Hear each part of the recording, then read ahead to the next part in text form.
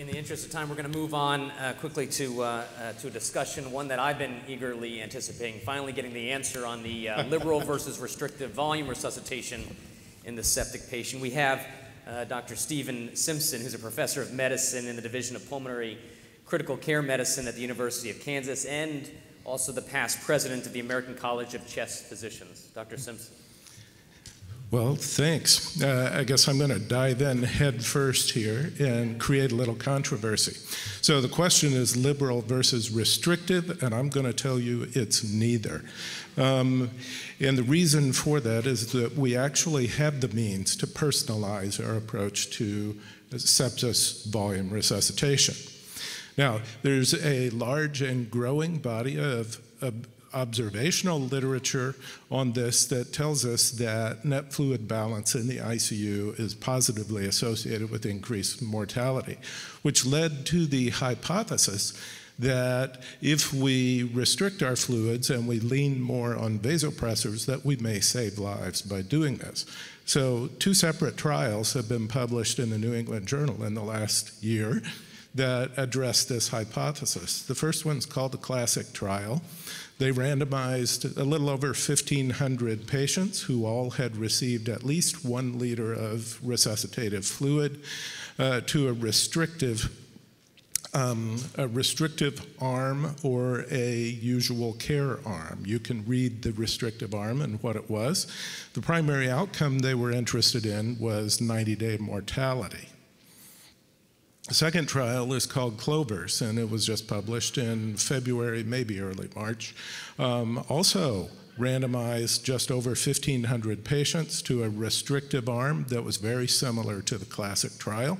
Their principle was to rely on vasopressors for managing blood pressure in these patients, and in the liberal arm to rely more on fluids if possible to manage blood pressure.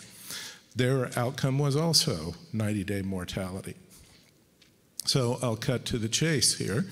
The Classic trial, this is the Kaplan-Meier curve from the Classic trial demonstrating no difference in 90-day mortality between these 2 arms. Furthermore, they were unable to demonstrate a difference in any of the subgroups that they analyzed, hoping to find a difference. The Clovers trial was able to demonstrate a difference in amount of fluids administered in the first 24 hours, but likewise they were unable in any subset to demonstrate a patient-centered outcomes benefit, including 90-day mortality. What they did show was that in the restrictive arm, 2/3 of the patients were admitted to the ICU, which was about 8% more than were admitted in the liberal arm, suggesting that the restrictive pathway is both more expensive and riskier. So what is it that we're trying to do when we give fluids for a patient with septic shock? We are attempting to restore organ perfusion. Organ perfusion is the provision of blood flow to tissues and organs to supply adequate oxygen and nutrients, and it has 3 components. It involves a supply component. Are we getting the supply there? It involves a demand component. Is the demand increased or decreased? And it involves a utilization component. Now, sepsis, as you see here, causes 2 things. It causes an increase in oxygen demand, and it causes an impairment of oxygen utilization at the mitochondrial level. Neither of those things can be altered by the giving of IV fluids or the withholding of IV fluids. Only the supply can be affected. Now, as you are well aware, oxygen delivery is a good stand-in for perfusion, which is less well defined. Oxygen delivery is the product of cardiac output times arterial oxygen content. We cannot alter hemoglobin significantly, nor can we alter O2 saturation significantly by giving fluids, but we can alter cardiac output. Cardiac output is the product of heart rate and stroke volume. Stroke volume, as this audience knows very well, is dependent on preload, afterload, and contractility. I want you to look at this and think to yourself, which of these things can we alter by giving intravenous fluids? We can alter preload, which will have an effect on both right or left ventricular stroke volume and hence cardiac output. Likewise, our blood pressure is dependent on the same variables, with cardiac output being a major component of that, and only preload can be altered by giving intravenous fluids.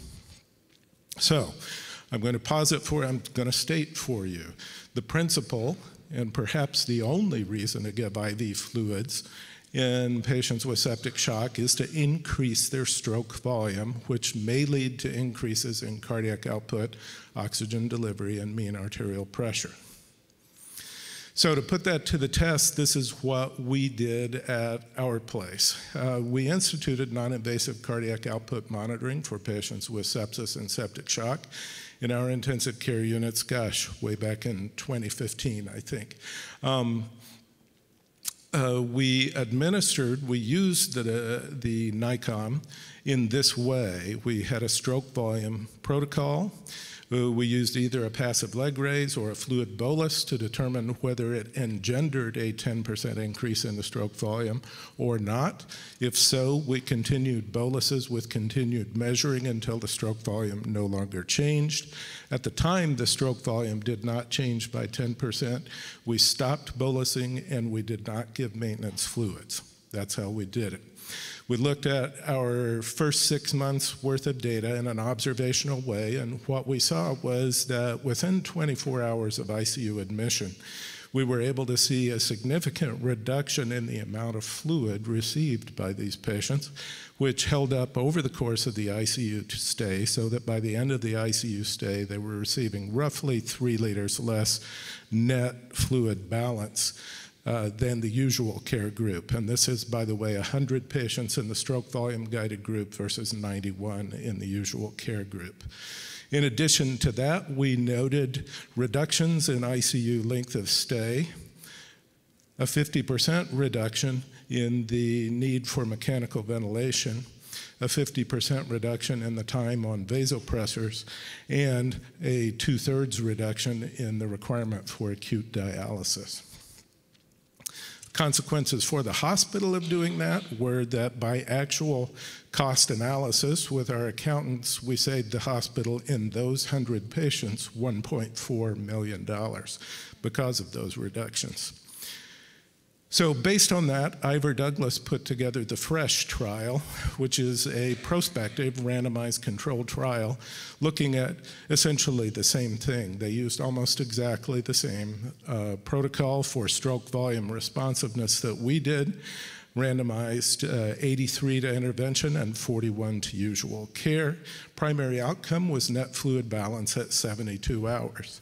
Just like us, they saw that the net fluid balance was lower in the stroke volume guided resuscitation group. And just like us, they found reductions of virtually every patient-centered outcome you would want to name, including time on vasopressors, mechanical ventilation, acute dialysis, et cetera. And then furthermore, they demonstrated that among the septic shock survivors, 64% who were on the stroke volume group were able to go home, whereas only 44% of the usual care group were able to go home. So the take-home message from all of this is that there is no discernible outcome difference between restrictive fluids or liberal fluids when studied in prospective controlled trials. However, there is an increase in ICU use for restrictive fluid management. Stroke volume guided management is able to improve patient-centered outcomes and allows us to personalize our approach to volume administration.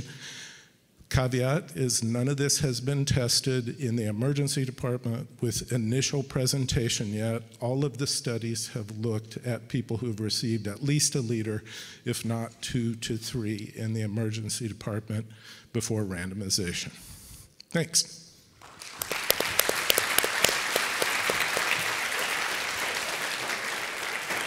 Great talk. Can you comment on balanced crystalloid versus what kind of fluids to give, since the topic is about fluids and septic shock? So the first part of the question was? Balanced crystalloids. Oh, balance. Oh, yeah. So what do we use? We use universally balanced crystalloid solutions. We abandoned normal saline probably 7 or 8 years ago. So I have no experience with doing this using normal saline, only with Ringer's lactate. Yes, ma'am. Of patients with sepsis develop capillary leak syndrome and have intravascular hypovolemia. How do you combat that, and how do you recognize? Yeah, so clearly true, and I don't even consider it a subset. I think most everyone with sepsis does have capillary leak, and you can count on that. So what you have to do, so the place where you could potentially run into problems with our stroke volume protocol is, as I said, we stop bolusing and we don't give maintenance fluids. And so if there is any hemodynamic deterioration, you're going to need to pick that up one way or another. Now, what we do generally is scheduled additional looks at stroke volume to determine whether the stroke volume is going down, the heart rate is going up, if there is evidence that we've lost enough intravascular volume that it's making a difference, or the vasopressor requirement has gone up. Any of those things. Great. And not to be the bad guy, we have about 4 minutes left. The clock says it. It's not coming from my brain. So let's take some audience questions in the next 4 minutes. Thank you. My name is Sunny. I'm a critical care fellow at Sloan Kettering Hospital. Very interesting last 3 sessions. Like during residency and during training, we go through all the resuscitation, how to resuscitate a patient. From early 2000 till 2023, like CVP, SVO2, lactate, and then, now with the stroke volume, LVOT, VTI, now there's a thing with the VAXIS scan. And, the prior was like we should be measuring CVP, but it has been shown in studies that CVP is useless in resuscitating septic patients.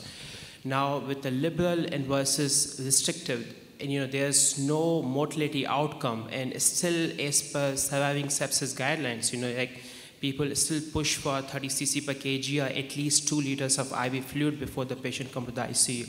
So I just want to say, like, what is your overall takeaway on the future of resuscitation, and is there any utility of using serial echocardiographic parameters of like VAXIS scan in resuscitating a patient? Thank you.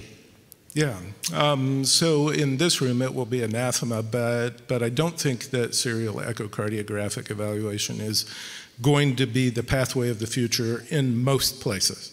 Everyone in this room, I'm betting, can do a very nice echocardiogram, but that is certainly not true if you go 100 miles from here to whichever town is in the radius of 100 miles. Or some of them, no offense to some of you who are there. So I don't think that's the way. I literally believe that the way forward is going to be non-invasive techniques. And I didn't enhance this, but the last line of my talk is that we are gearing up a trial of non-invasive stroke volume monitoring in the emergency department to determine whether this also applies to the initial resuscitation. And I believe that it does. Now, I don't care. I'm not here to advertise for the NICOM monitor. I don't care what your way of doing it is. If you can get an art line in fast enough and use one of those monitors, if you can put a swan in 5 minutes and use that to monitor, I think the key is stroke volume and what's happening to stroke volume, because as I say, the principle is that if your fluids are not increasing stroke volume, there is no point in giving them, period. David and Stephen, you have 1 minute and 24 seconds. Go for it. No worries. So, Barron, Cleveland Clinic. Beautiful talk. Enjoyed. As a simple cardiologist, though, I think that the question is your stroke volume approach simply just like a cardiologist or heart failure person would do, serial watching the patient closely?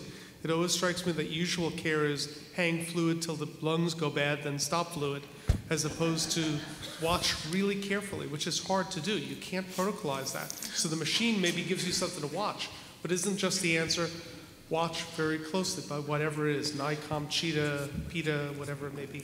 Yeah, well, I think there's a point in there, yes, observation is careful, but we have units that are manned with multiple physicians, including attending physicians 24/7. And so there are people watching closely, but the question is, what are you going to turn to be your mainstay of watching, and what's more sensitive, my eyes and my finger on a pulse, which is actually pretty darn good because I was taught by some really good people, or is it going to be something that I can hand to my intern and say, here is a way that you can do this, and it will be reliable. And so, yeah, I think you have a point, and yet it matters what the choice of thing to watch is.